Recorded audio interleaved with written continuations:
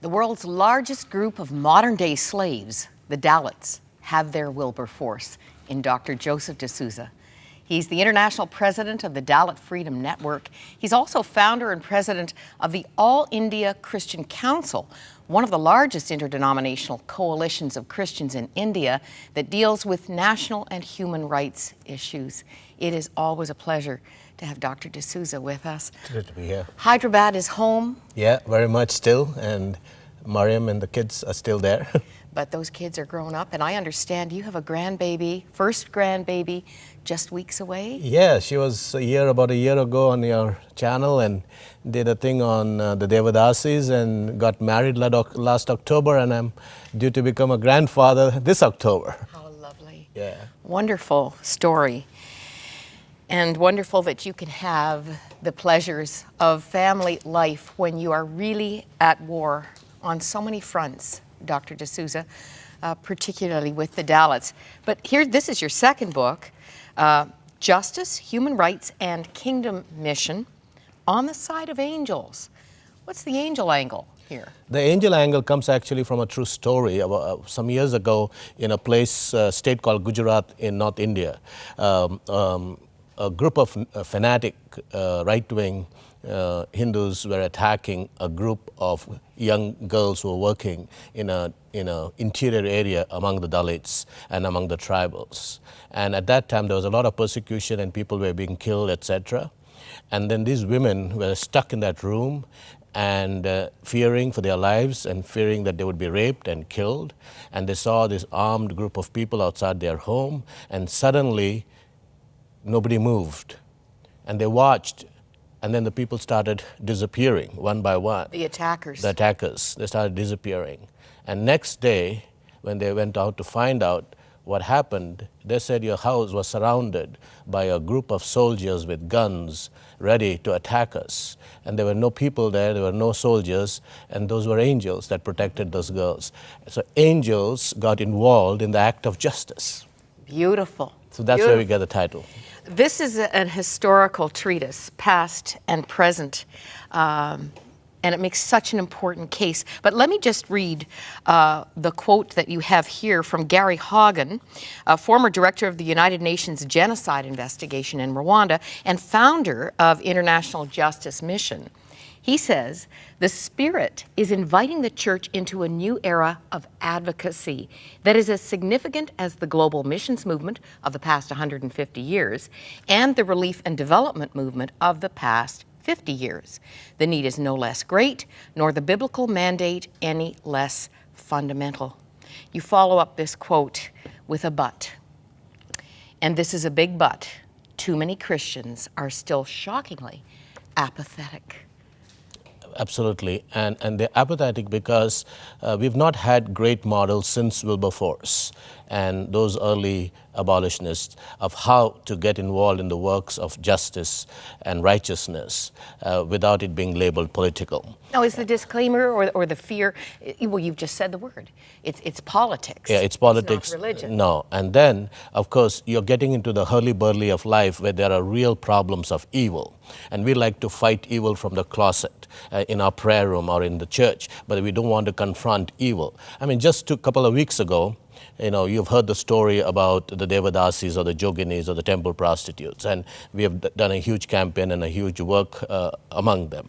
And we've picked up a whole big district in the Central Belt, and we have picked up 120 of those Joginis as leaders to rise up in revolt against what's going on. And some of them, a small number of them are Christians, most of them are not Christians. So we've been galvanizing them, we're working with them, we are in the midst of them, and then we're organizing them, and they are now with us, and we're meeting with them, and they're telling us the story. We have a woman showing us, look, I tried to revolt, and I tried to get out of this, and this is my knife mark. And then she turns and shows, this is my knife mark. And this has happened because I'm challenging the system. But before I couldn't challenge the system, but today you all are with us and you are fighting the system, and you got the connection to the cops and to the government, and we feel safe. We can fight against this. So you are getting into actual war against evil, flesh and blood, evil that you're fighting with prayer, but also you're doing something about it. And in that meeting, we have this whole bunch of girls, and I call them angels, whom we have rescued. If we were not there, all of those girls would have been sold already. And these are 6, 7, 8, 9-year-old girls who would have been sold to sexual prostitution. And there, it's freedom, but you've got to get your hands dirty, you have to move, and you're taking on evil power structures, because behind this is the mafia, the money men who make money out of this. And I think everybody knows today that in the whole issue of sexual slavery, it's now competing with the drug trade in terms of the sheer size of money involved. Really big guns. And you're fighting, and you're threatening the system. You know, for Wilberforce, it was, what, 20 years? I'm not sure that it was a life-threatening mission, but it was very costly to him. What you're describing is physically endangering. And I remember the first time we talked with you, Dr. D'Souza, we just felt, we got to pray for this man's safety. I can see why it's a hard sell. But theologically, it's in the Word of God. Very much. It's all across. Central. All across. And, you just, from the Lifeway House, we just saw that whole statement about, true Christian living and who is your God and what's your God like. And we have done great in showing our God as the great lover who comes and says, I've come to save you. We have done great in compassion. In the last 200 years of global mission. And in the last 100 years, we've also done great when it comes to spiritual power and encounter and signs and wonders. But we have been very weak on this factor of justice, which actually authenticates our gospel, which gives credibility to our gospel, because you are concerned about righteousness and justice and right living. And that's the theological framework. And what is mission? Mission is not just what you tell. I mean, it's important to tell, but mission ultimately is showing people who our God is like. Bringing His kingdom to earth. To earth. And this is our God. And the kingdom of our God is going to be a just kingdom. It's going to be a merciful kingdom. It's going to be a kingdom where there will be no sickness and no illness and no aging and all of the problems that people are worried about. But it is going to be a kingdom where nobody is going to be discriminated against. You're not going to have a 2,500-year-old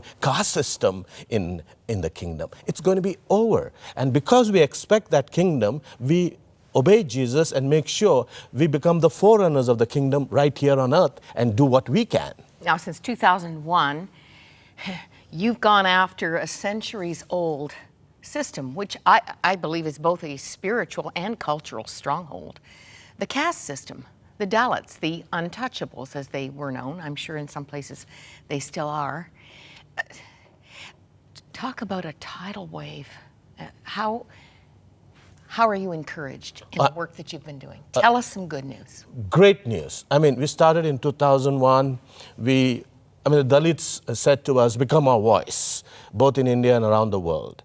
Mobilize, let the world know that this is going on. And we prayed and we worked hard, and, 100 Street has given us the exposure, so I have other channels. And just in case someone is not in tune with this, who are the Dalits? The Dalits are the outcast of the Indian caste system. They are not connected to God who created them.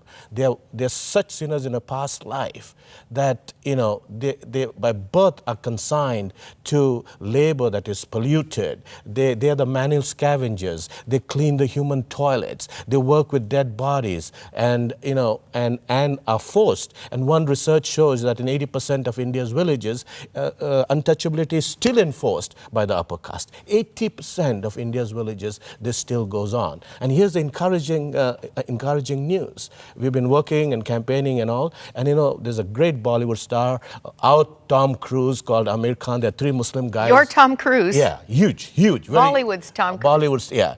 And he started doing a season of Victory of Truth.